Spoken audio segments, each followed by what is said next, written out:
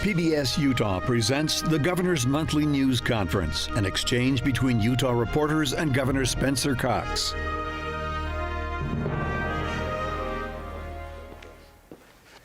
Good morning, ladies and gentlemen. It's great to be with you this morning. We appreciate you being here. I'm going to start with just a couple announcements. First of all, I want to just recognize that it is National Rural Health Day, and I want to send out a special thanks to all of our rural health care providers who have been doing just incredible work over the past 18 months, and always as a rural guy myself, I'm very appreciative of everything that they do. Now, just a couple things. I want to start by talking about booster shots. Under current CDC guidance and the FDA emergency use authorization, all individuals 18 and older who live or work in high-risk settings are eligible to receive booster doses. Now, there has been a lot of confusion over who is eligible. We understand there may be an announcement from the CDC and the FDA coming tomorrow that hasn't been confirmed. We're hoping that that will be broadened. But in the meantime, as we wait for the CDC and the FDA, I want to note that because of the elevated COVID-19 cases right now in the state of Utah, almost all Utahns currently reside in a high transmission county and therefore are at high risk of contracting COVID-19, especially the Delta variant. So effective tomorrow, all Utahns we are asking all providers to provide boosters to any adult in the state of Utah who would like to receive a booster, since we are in a high-risk situation. So based on the timing of their first shots, the following people could receive their booster doses if they have not already. Anyone aged 18 and older who received their second dose of either Pfizer or Moderna vaccine more than 6 months ago, or anyone 18 and older who received their first dose of the Johnson & Johnson vaccine more than 2 months ago. Now, several states have made that change. We add Utah to that list, again, starting tomorrow. If the CDC and the FDA make a decision, obviously that won't be that won't change anything, but we are encouraging people to get their boosters, and we're also asking vaccine providers to proactively reach out to anyone over the age of 65, as well as those with underlying medical conditions, to encourage them to get a booster dose. Unfortunately, the whole booster discussion has been very confusing to most people. It's been estimated that nationally about 90% of adults qualify under the recommendations of the CDC and the FDA right now, but it's so confusing that no one knows if they qualify. And so we just want to make it very simple, especially as we're heading into the holiday season. We know that families are going to be together, especially with higher risk grandparents and others, and we want people to be as safe as possible. So we encourage people to get their boosters and to continue, and those who have not been vaccinated, obviously, to get vaccinated. So again, due to high transmission levels in our state, all individuals 18 and over who are fully vaccinated should consider getting a booster dose now. And I want to just update you a little bit on where we are with vaccinations. Since 2 weeks ago, as you know, we were able to start vaccinating children ages 5 to 11. I'm very pleased to announce that over 44,000 kids in that age group have already received their first dose in just 2 weeks. So those are mind-boggling numbers that again, a year ago would have blown us all away. I think we get a little used now to the fact that we've delivered millions of vaccines in the state, but to get 44,000 kids in just 2 weeks, by the way, that's 12.1% of those that are eligible. So we're very excited about that. We are also continuing to do well with our 12 to 18-year-olds. 228,000 kids in this age range have received their first dose. That's 61.2% of those eligible. Overall, we are now over the 2 million mark of Utah residents that have received at least one dose at 62.4%, and fully vaccinated at 55%. And again, that fully vaccinated number will go up pretty quickly now that the 5 to 11 category, once they start to get their second shots and are fully vaccinated. We're also excited. We've been receiving information, and you've all been reporting on information about antiviral pills that we expect will soon be available. So in addition to the booster doses that are now being available, these oral antiviral treatment options on the horizon appear to be highly effective and will be an incredible tool as in our arsenal as we continue to work on protecting the lives of our citizens. Both drug manufacturers, Merck and Pfizer, have developed antiviral pills, and so this is, again, think of Tamiflu like that, but for COVID, people who test positive can take to hopefully prevent severe disease. So these medications will initially be limited in supply and reserved for those most at risk for hospitalization and death. They will also require a prescription and a visit to a provider's office. So these drugs, they're both pending EU emergency authorization from the FDA, which we expect will come in the next few weeks. In fact, our understanding is that those trials were cut short because the efficacy was so high that they have an ethical obligation to present those and move them forward. We are currently developing a statewide distribution and access plan, much like we did with the vaccines, to make sure that we get them to the eligible population as soon as they are available here in the state. I also just want to give you an update on monoclonal antibodies, which act in a similar fashion, but are much more invasive than these pills that are being developed. We have a very robust statewide system now for administering monoclonal antibodies, and that will continue to play an important role in treating people who do have who have the virus and protect them from hospitalization and death. Just this last week alone, we were able to provide more than 1,000 treatments across the state.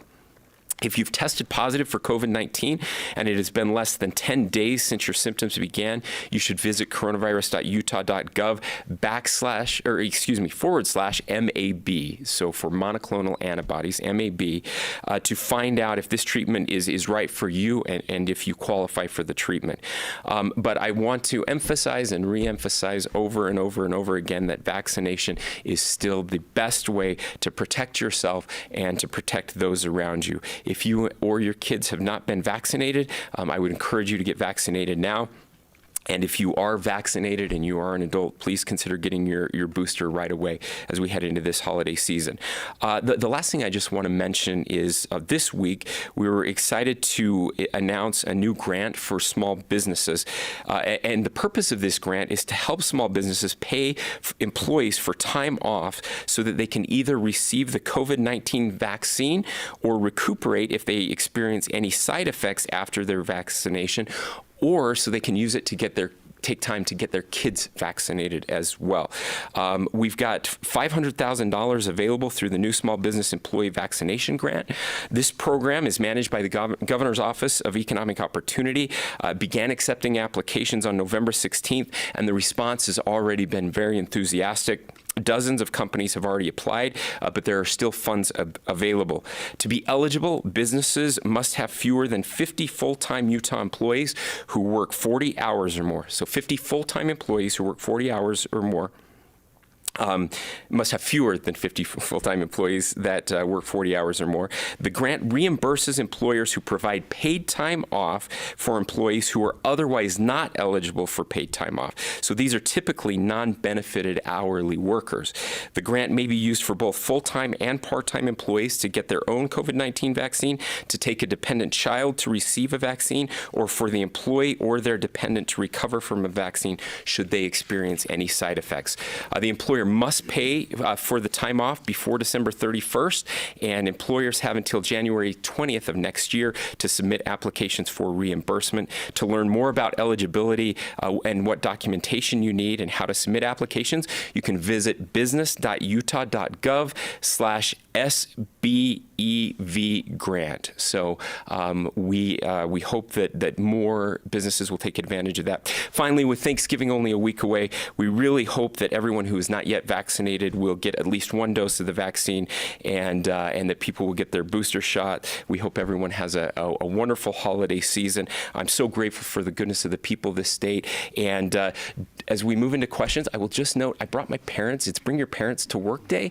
They're here with me, and it's just a thinly veiled ploy to make you be nice to me today. So you won't like my mom if she gets upset. So with that, we'll open it up for questions. Governor, you previously said that bills that would interfere with a private business's attempts to impose a COVID-19 vaccine mandate would be met with a veto.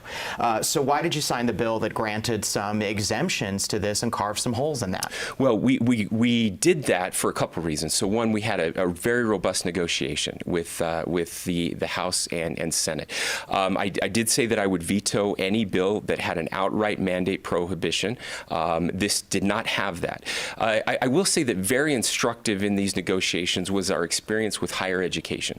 So many of our universities in the state issued vaccine mandates with a religious exemption or personal exemption, and we've seen some very good numbers as they've been reported to us from presidents of universities, including right here at the University of Utah on the campus where we are today, who reported that it helped increase vaccination significantly, and they had very few people actually utilize those personal exemptions. So I felt that this was a good way to take some of the tension out of the room, still encouraging people and businesses to have vaccine mandates, but to allow for some exemptions for strongly held views. And we're not. We're not accomplishing anything with the fighting that's going on. This is a way to really get more people vaccinated, but to eliminate some of the fighting and make sure that people can still work and provide for their families. So I'm hopeful if that businesses will see something similar to what we're seeing here at the University of Utah, where we've had reports in many areas upwards of 95% of people getting vaccinated, even with the personal exemption. Those are great numbers, and if we could get something close to that, we would be much better off. But does this just create more problems for private employers trying to enforce a mandate? I don't think it creates more problems for private employers. I think it helps private employers. In fact, we had lots of private employers say to us, this is great. It allows us to put a mandate in place while still giving a handful of our employees who just so strongly believe in this that they're not willing to get the vaccine, and we can move forward. So the feedback that we've gotten from the private sector has been overwhelmingly positive. They would not have supported an outright ban on any type of vaccine mandate. Governor, last week you and I spoke about Izzy Tishner's death in Davis County. This week we heard from the Davis School District a little bit about their plan to address racism and bullying in the wake of her death, and also that Department of Justice report. Two questions for you. One, is the Davis School District doing enough? And number two, should the superintendent resign? Okay. Yeah, let me address both of those. So this has been a really powerful week for me. I had, again, this is just an awful, terrible tragedy. I had an opportunity to meet with Izzy's mom, her grandma, and the rest of her family. We spent some very tender moments together, and our heart, Abby and I, our heart is broken for that family. We love them. We express the love of the people of Utah, and they are feeling that love from every corner of our state. It was a powerful moment. I had another meeting that was also a powerful meeting, and that meeting was with the superintendent of Davis County and some of the other leadership of the county, and we talked about things that they have been doing over the past several months and about their plans going forward. And I left that meeting with full confidence in the superintendent and in the direction that they are moving to address this. A couple things that are important.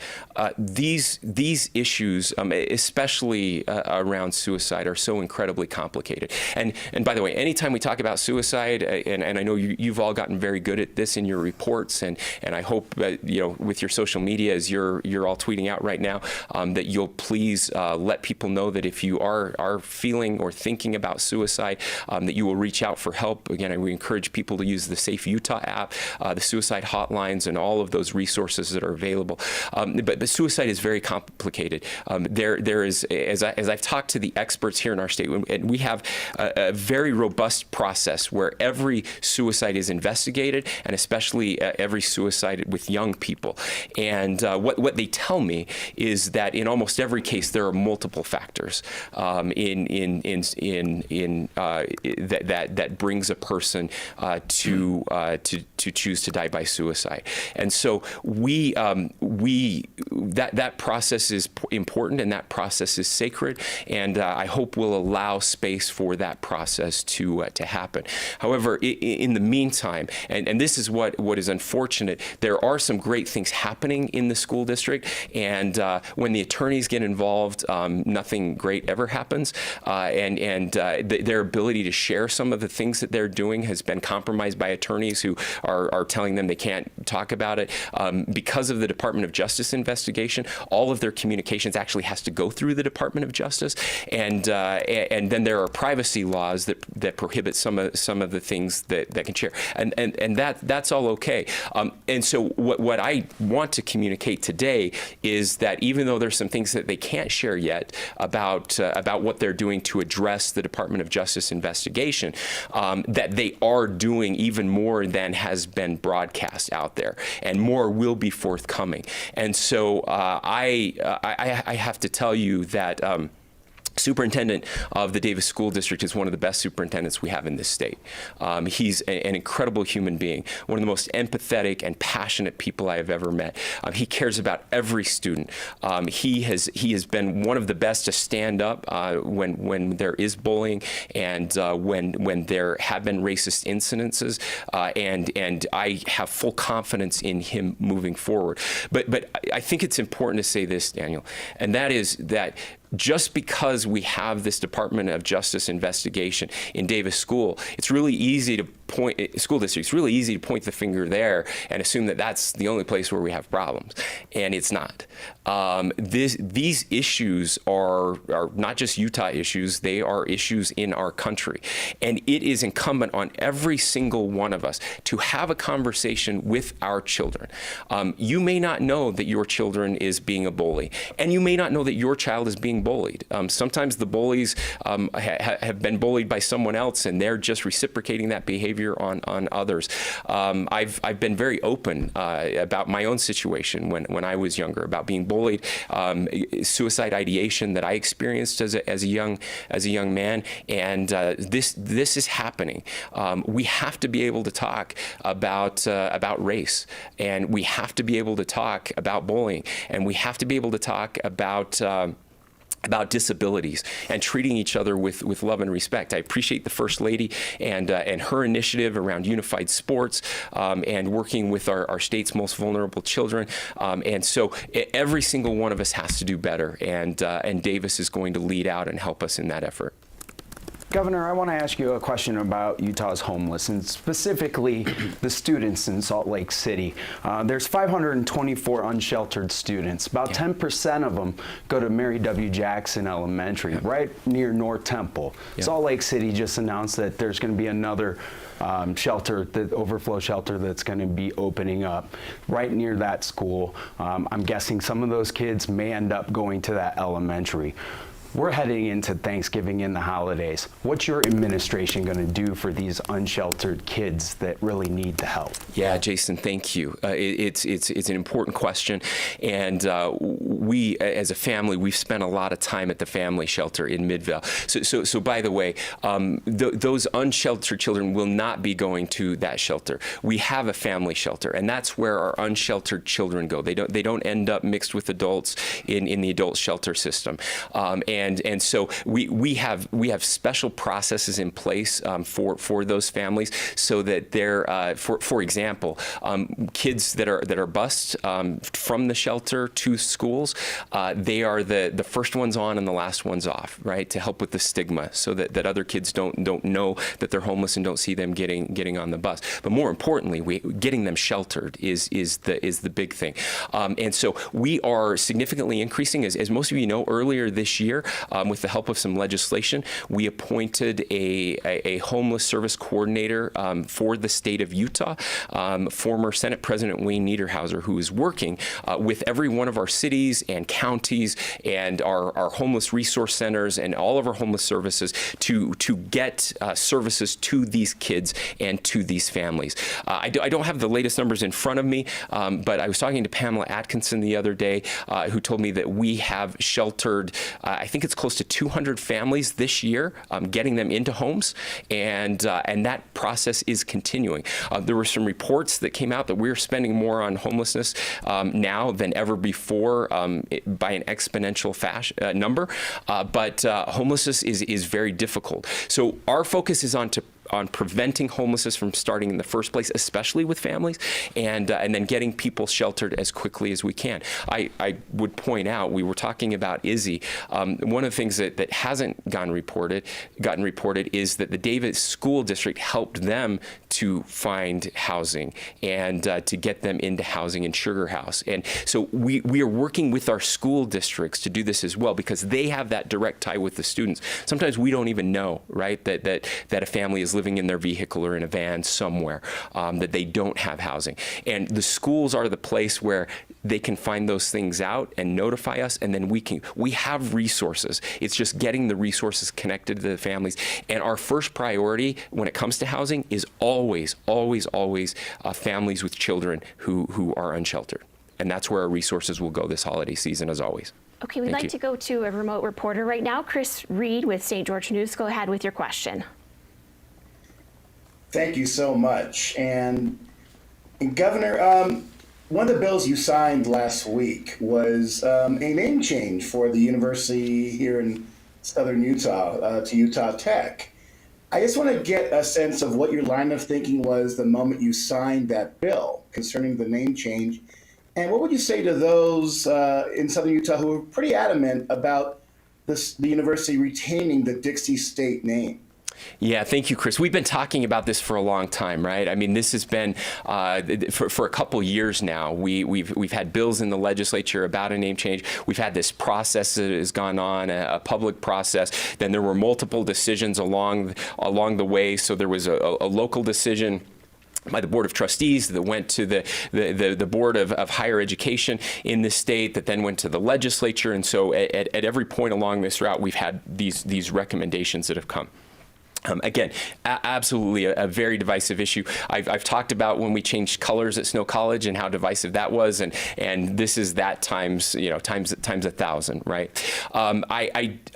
So you asked for my thought process and what would I say? So my thought process was this has been incredibly divisive. It's been a very, very long road. So many people have worked hard to try to get this in the right place, and so I think there was a little relief from everyone that at least that piece of it is over. And my message is this, that I hope more than anything that there can be some healing now as a community, as people come together to rally around the institution, which is an incredible institution with an amazing history. The campus, one of the compromises was that this will be the Dixie campus, and that again, the name change. One of the issues too was this name. Is this the right name? It's one thing to say, we're not going to have the old name, so it's really a twofold decision. One, we're not going to keep the old name for reasons that have been well documented, but is this the right new name?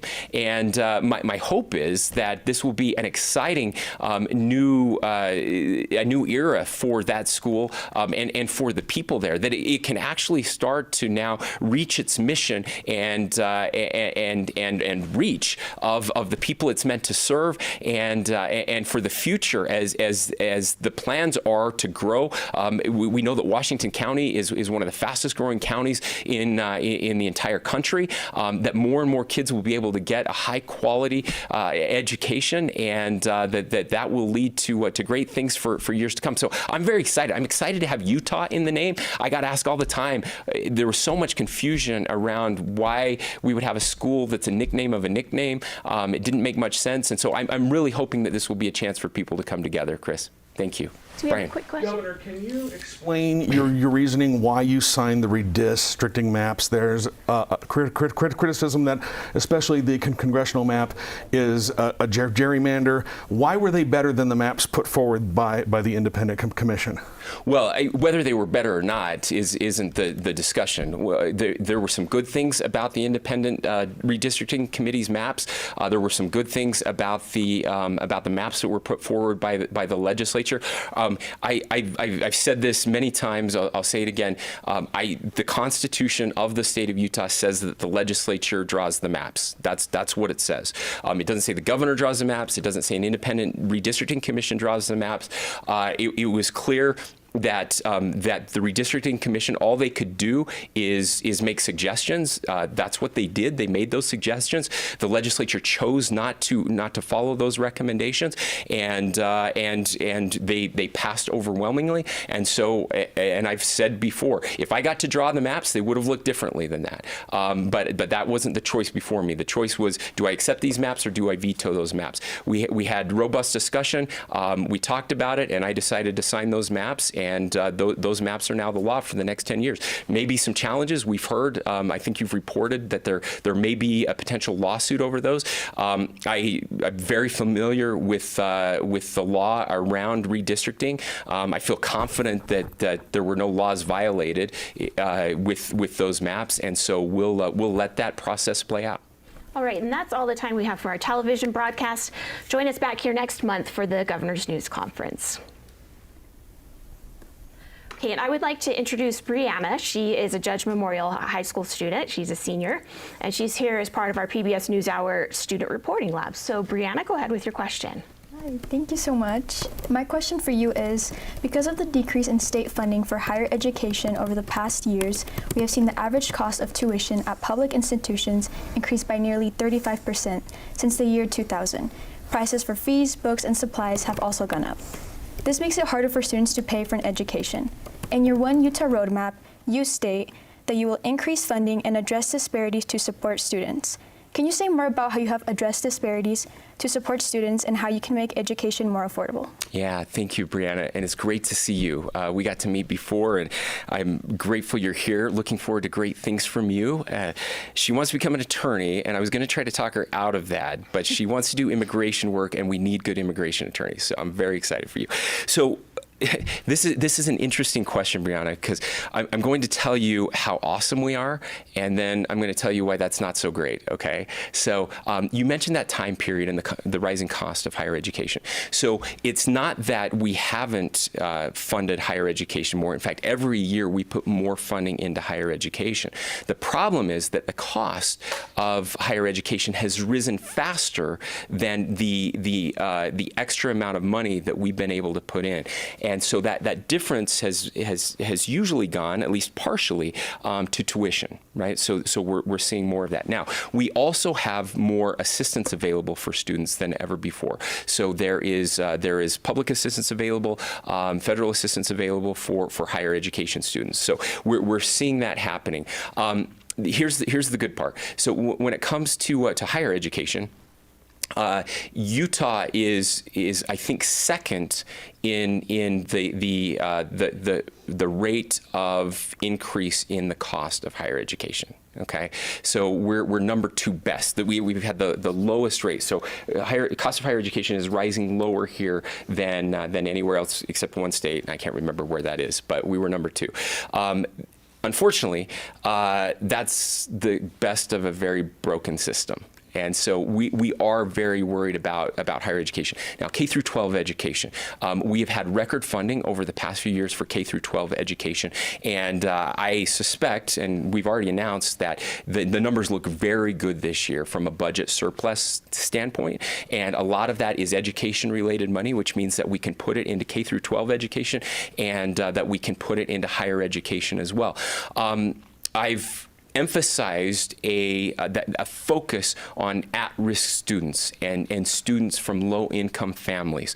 That applies, more directly to our multicultural communities and to our rural communities. So we've been working with Senator Ann Milner and others, a group together on what legislation could look like. Nothing has been finalized yet, but trying to find a way to get more of the money that we're going to spend on higher education and direct it to those who are most at risk and most at need, so that we can make up some of those disparities that we see in school districts and in some portions of higher education. So I would say stay tuned. We're very hopeful that coming up this session in January and February that you'll see some legislation that will help us do more of that. Thank you. Governor, what are your thoughts about Ryan Smith saying he thinks the state has done a horrible job of branding itself, and how the state continues to be the easy state to pick on in the national landscape? Do you think the state should revamp its brand? So I would say this: the numbers don't support that because I mean, we're the fastest growing state in the nation. It's not like people aren't coming to Utah, and they're coming in droves. Utah has been discovered, and people love Utah. I will say that that may have been more so in the past. There's no question that there's some misinformation out there, and there always will be, right? Everybody has their biases, and some of those are biased towards Utah. But when people do come to Utah, what they find is an incredible place. The thing I liked about what Ryan said is that he pushed back on people here in Utah who are always talking down Utah, and I really appreciated that. There are certainly some things that we can do better, and Ryan and I have had some direct conversations about that. I will say, when it comes to, there was a comment in there about our tourism kind of branding. And I will say the job of tourism isn't to focus on businesses, right? That's not what tourism does. The focus of tourism is to bring tourists here. And no state in the nation, no tourism department in the nation has received more awards or been more successful in bringing tourists here. And you see it every day. You see it at our national parks. You see it at our state parks. We had record increases in attendance to our parks last year. Our state parks last year. Of course, with COVID, things locked down. A lot of people were coming. We thought that would level back off and go back down this year. It hasn't. We've had double-digit growth again this year. And so people are coming, and they get an experience here, and they love it. Now, some people would push back and say, we've been too successful, and there are too many people moving here. And certainly, we've talked, and there will be more action this legislative session about what we do for the growth that we're seeing here. But I think we've been very successful. All of that being said, we have been working on a potential rebrand of the state. That's something that a process we started about 4 months ago, and every 10 to 20 years, it's important to look at kind of your slogans and mottos, and Life Elevated has been with us now for, I think we're approaching 20 years, maybe 16 years, something like that.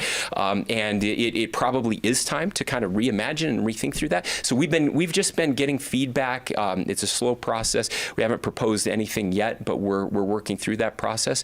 And we care more about what Utahns think of Utah first, and then secondly, what the rest of the world thinks about Utah. But if we do things right here, and I would submit to you that there is a lot going on right, which is why so many people are coming here, that the messaging will kind of take care of itself.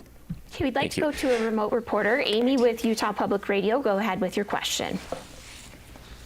Hi, Governor Cox. So with Great Salt Lake water levels expected to continue to decline over time, even with our wet fall this year, this is going to have significant health health and economic impacts from toxic dust and decreased snowpack for outdoor recreation. And like mentioned earlier, we have increased outdoor recreation in double-digit numbers. What are you going to do, or what do you propose to do to protect the lake, our economy, and our health? Yeah, thank you, Amy. This is a really big deal. I mentioned this just a few days ago, how important that ecosystem is to our state. Again, from a health perspective, from a financial perspective, from an environmental perspective, all of those things. The Great Salt Lake is a national treasure, and it must remain so. And it's not just the Great Salt Lake, right? It's the Colorado River Basin. It's all of our lakes and streams. streams and our storage capacity here in this state. And so what you're going to see from us, we've been working very closely with legislators, our Department of Natural Resources. I tasked them with this. We've been meeting regularly over the, really since the beginning, but over the past 6 months, over a suite of bills that we are proposing. Many of those are being drafted.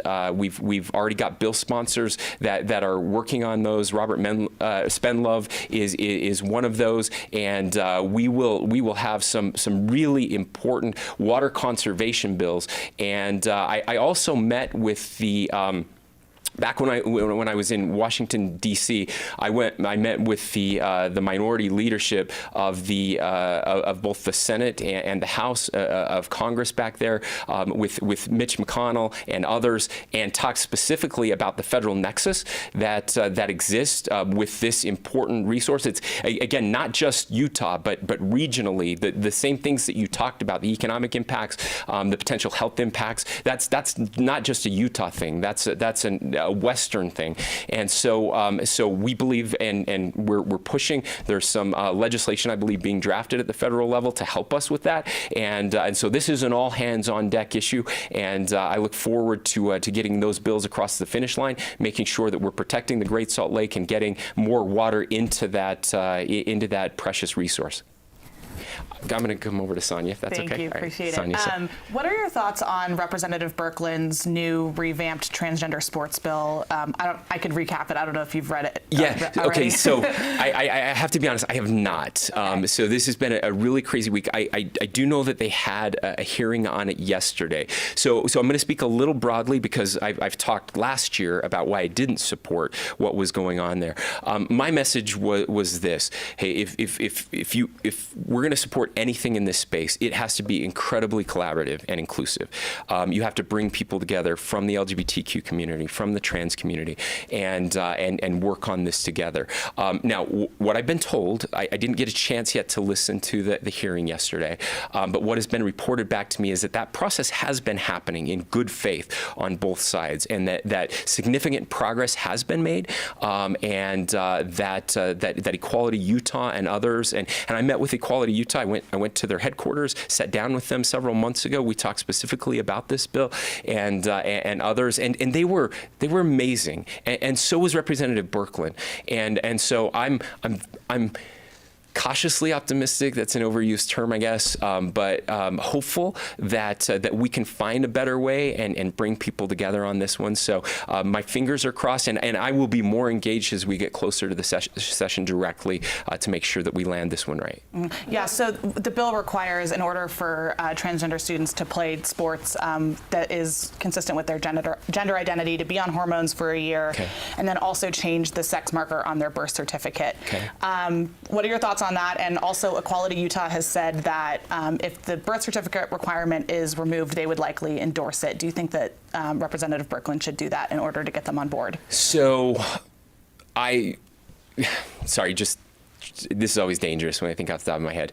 I probably should think about that one a little more. But I will say this. So that's close to the system that we have in place right now, right? It's not in law, but it is the rule through the High School Athletic Association. I believe, I'm just thinking back a year ago to when we were having these conversations. Right. Okay, correct me if I'm wrong. And so that seems like a positive direction. And again, I don't want to step on those discussions and negotiations, because when they're saying positive things about each other, we should celebrate that. And I want to continue to celebrate that. And I want to thank both of them for their great work. And I look forward to engaging with them. Thank you. Yes. Regarding the Easy case, we spoke with different parents, most of them immigrants from other school districts. They say that their kids have also suffered bullying and discrimination in their schools, for example, for speaking in Spanish. As you said, it is not only a Davis School District problem. Is there any plan to address this problem in all school districts? Yeah, thank you, Veronica. So, me hace bien triste cuando esas cosas pasan.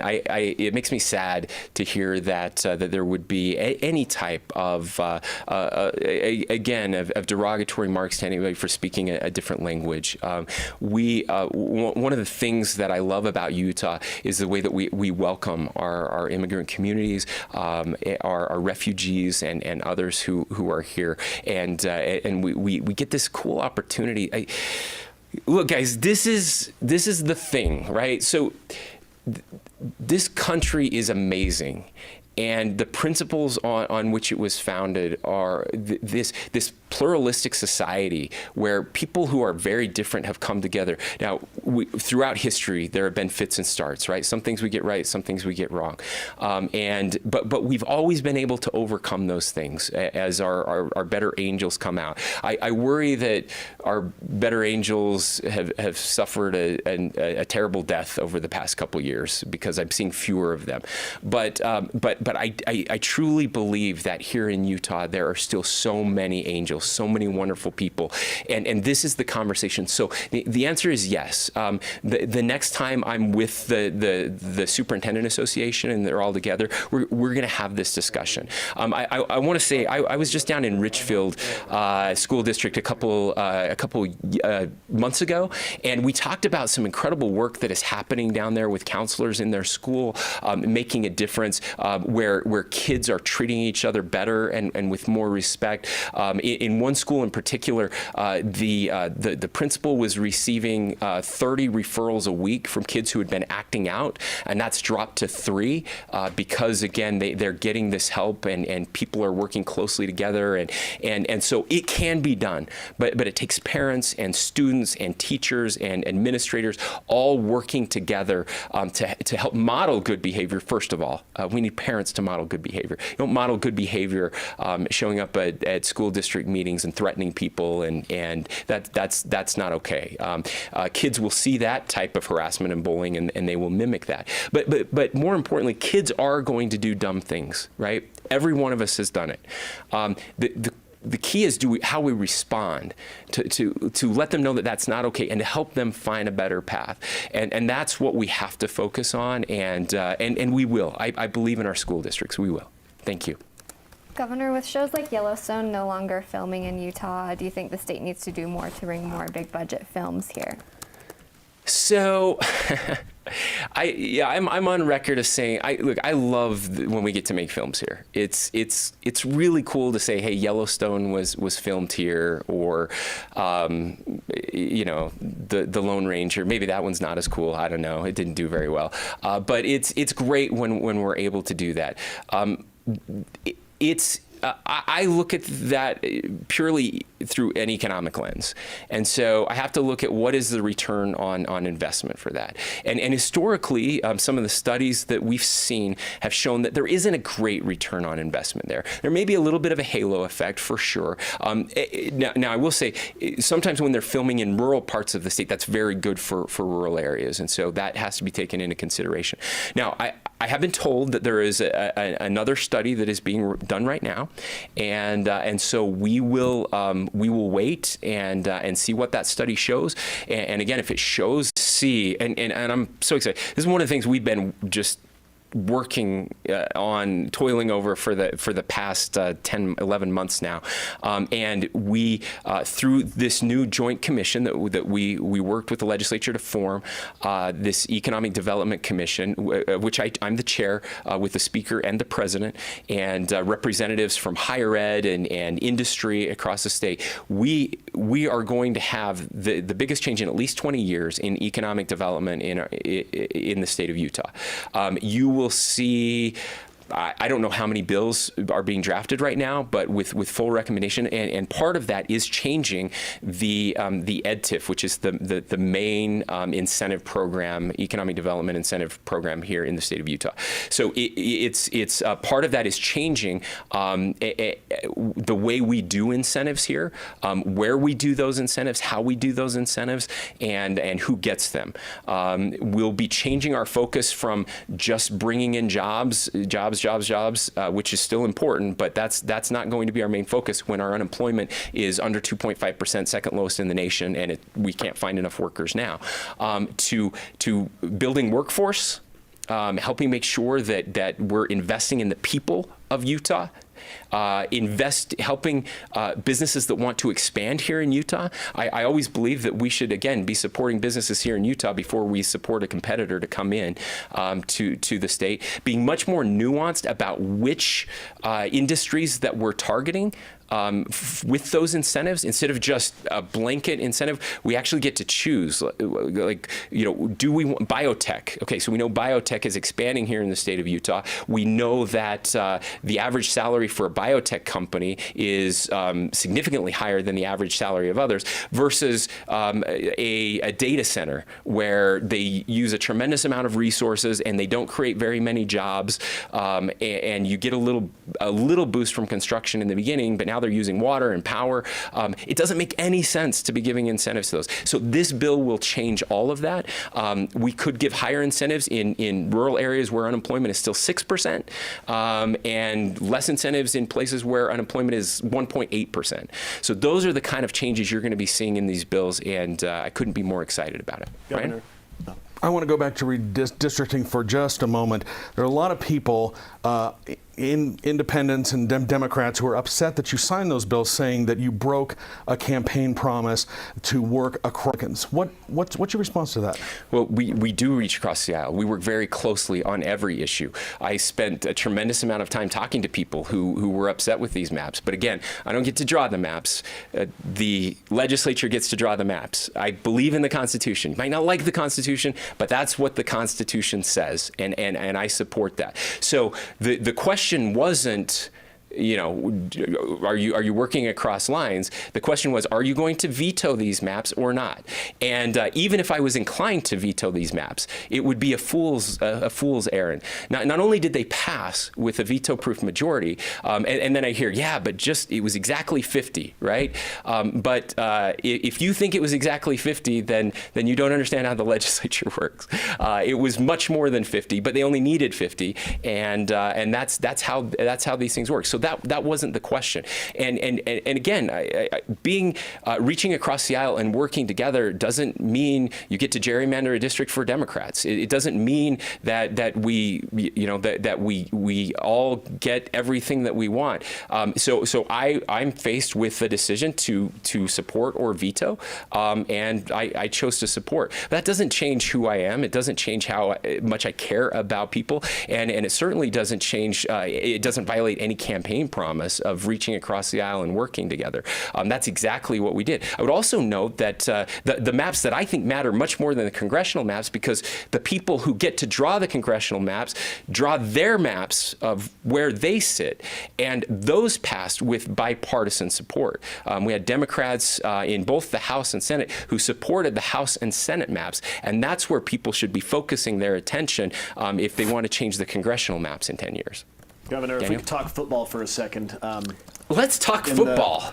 In the sports media world, there are reports that they're considering in the NFL expanding to a number of teams. And in shareable graphics all over the place, Salt Lake City is mentioned as one of the 6 cities that may deserve an NFL team. Your thoughts, and how hard would you push to get an NFL team here in Utah? Well, Daniel, I appreciate the question. I don't know if there's a limit on how hard I would push to get an NFL team here in the state of Utah. And look, I understand the NFL market, and Utah is a fast-growing market. We would still be on the very small end of a potential NFL franchise. I know a lot of people were excited to have the Raiders in Vegas. We've been working closely with the Raiders and to help them expand and do more with Utah. So there's a natural connection there. If there's an opportunity for an NFL franchise here in the state of Utah, we would be all over that. We are the state of sport. I'll throw this out there. I had a chance to just meet with the IOC for the first time, the International Olympic Committee selection committee, I should say. This past week, we had wonderful discussions, and they recognize Utah again from our time hosting the Olympics before as as an incredible place where people really do support sport, and so we're excited about that. We've got the All-Star game coming here. Our odds of getting a Major League Baseball franchise are probably a little higher than an NFL franchise at some point, and so we're keeping our eyes on that, and we'll continue to watch and learn more about that process, as the potential for expansion, and importantly, making sure that the Jazz are here for forever. So we know how good those sports can be for the economy, and we would be very supportive of an NFL franchise. Does that mean we would also provide some incentives to build a stadium? That's a good question, and ultimately that's a decision that would be made by the taxpayers of the state through their elected representatives. But I will say this, Ben, I don't like giving billionaires money from taxpayers. I think that's a mistake. It's one thing to provide some tax increment funding for a stadium where, and I won't go through all of that. We've done a little bit of that before, but what you see some of these billionaires doing, holding people hostage to write them a check to help pay for a stadium. That's just, it's terrible economics, and it's bad politics. It's bad for the people. I don't support that. It's one thing to say, here's a parcel of land, and we're going to give you the land to build the stadium on because we would like it here and it will help us. I support that kind of thing. I do not support what I've seen in other jurisdictions and other states where people threaten to move the team if you don't build us, a $1 billion stadium. That's crazy, and any billionaire who asks for that should be embarrassed. Okay, I have a question from Sean Hammersmeyer with the Spectrum because he couldn't connect. So he asks, a report from KUER says Washington County parents are trying to get books banned from school libraries since they discuss racial, gender, and sexual identity, as well as having some explicit language. What's your response to that? And do you think parents should be allowed to ban books from school libraries? That's an easy question. Look, I think that books should be appropriate for grade levels, right? I think, explicit language, I certainly have some concerns about. But we really should pump the brakes on the idea of getting rid of books. Look, parents should engage with their kids. Parents should know what's happening in a classroom. Parents absolutely should know what's being taught. And I can tell you that some of the best discussions we've ever had with our kids have been when there has been a topic that is controversial that is being discussed. Now, teachers should not be trying to politicize or push their views on kids, but man, I don't know what happened where we've gotten to this case where we treat kids like they don't have brains. We don't give them an opportunity to think and to discuss and debate. When I was in high school, my favorite classes were those classes we would be assigned a topic. So an example, maybe a topical example. I remember we were assigned the death penalty, and you didn't get to vote on which side you took. You got assigned. You were for it and you were against it, and then we had to argue with each other. And those were the best classes I read, especially when I got assigned a topic that I didn't believe in. When I had to argue the other side of it, it made me a better person. It helped me understand people. So look, any student of history knows that banning books never ends up well. So now it's one thing again to say this isn't age appropriate, but it's another thing to say, hey, we're making your kid read this book, right? That's sure, parents should get involved, but just having a book available for kids who maybe see things differently or who are interested in that, let's just be cautious out there. I'm not saying every book should be in every classroom. That's not what I'm saying at all. There are probably some books that shouldn't be in our schools, but let's be thoughtful about it. Let's take a step back, take a deep breath, and make sure that we're not doing something we'll regret. Okay, we are out of time, so I appreciate you being here and answering all of our questions. All right, thanks everybody. I wish you a very, very happy Thanksgiving, happy holidays. Stay safe out there, and we'll see you again soon.